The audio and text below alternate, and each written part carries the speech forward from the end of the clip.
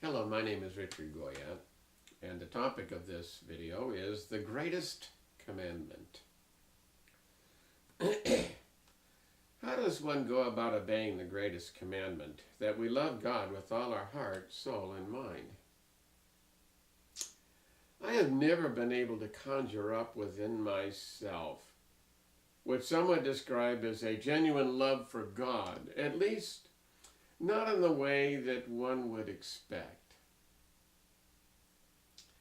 Most people envision God as an invisible male spirit being who lives somewhere up in heaven and looks down on us from time to time.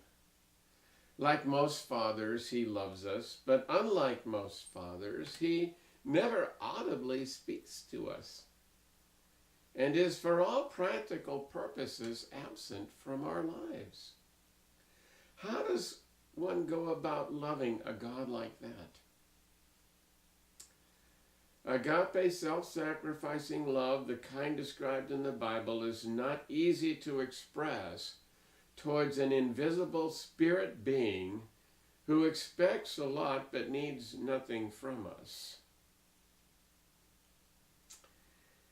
In order to correctly understand what Jesus was getting at when he gave us the greatest commandment, we need to expand our concept of God and pay close attention to the corollary that Jesus gave to that commandment.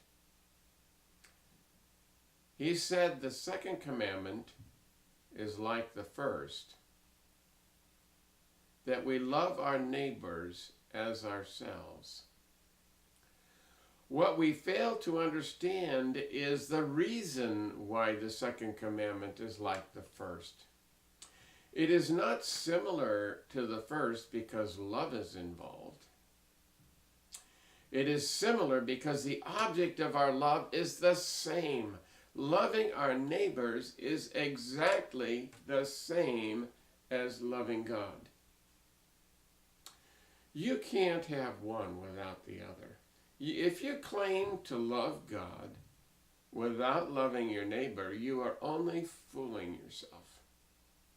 According to 1 John 4:20, whoever claims to love God yet hates a brother or sister is a liar. For whoever does not love their brother and sister whom they have seen cannot love God whom they have not seen. That is why in Matthew 25:40, Jesus said this to the very surprised individual at the kingdom gate. Whatever you did for one of the least of these brothers and sisters of mine, you did it for me. Whoa. In order to fully understand why this is true, we need to expand our view of God.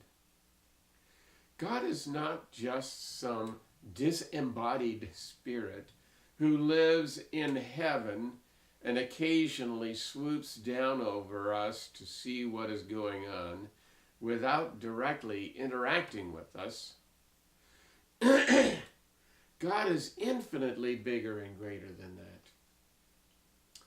The broadest definition of God that I can think of is this: God is everything that is and more. He exists both outside of and within all of creation, including each of us. We are all part of the divine Godhead because we were fashioned from God's own DNA. God not only lives in each of us, he is each of us. We are each a tiny but very important part of the Godhead. We are all God's children. When I look at my children and my children's children, I have a special affection for them because they are literally a part of me. They have developed separate egos or personalities but they are part of me nevertheless.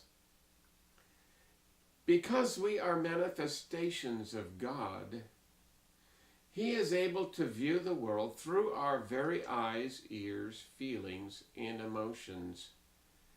Because He is at the same time greater than us, He is able to connect us with all other created beings.